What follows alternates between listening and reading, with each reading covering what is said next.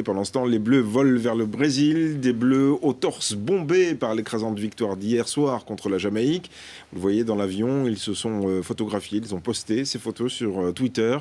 Ils atteindront d'ailleurs Sao Paulo aux alentours de 23 h cette nuit, puis direction Ribeirão Preto, à 320 km au nord de Sao Paulo. Visite guidée d'ailleurs du camp de base des Bleus avec Caroline Bauer, Antoine Arlot et Pierre Icten. Du confort et du calme. Voici le camp de base de l'équipe de France à Ribeirão Preto. Dans cet hôtel 4 étoiles, les joueurs et le staff occuperont 60 chambres individuelles avec tout le confort nécessaire.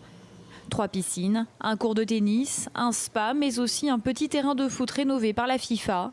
On est loin du très luxueux bunker critiqué pendant le mondial en Afrique du Sud, mais les conditions restent idéales. On est fiers de les recevoir. L'hôtel a beaucoup travaillé, a rempli un cahier de charges assez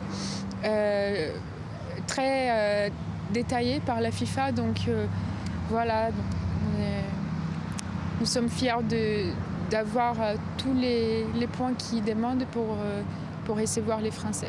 La Fédération française s'est assurée que les joueurs ne manquent de rien tout au long du mondial, à l'image de cette salle de fitness et de l'espace détente mis à la disposition de chacun.